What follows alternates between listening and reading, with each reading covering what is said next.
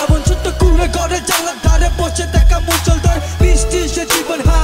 মেঘের কোলে হঠাৎ গর্জন হঠাৎ ঝলমল করে আলো আলোটা যদিও চলে যায় কিন্তু চির সত্যের মতো মেঘটা হয়ে থাকে আজও কালো আমার কুড়ে ঘরের পাশে নদীটা আজও আঁকা বাঁকা নদীর পাশে বসে আমি আজও একা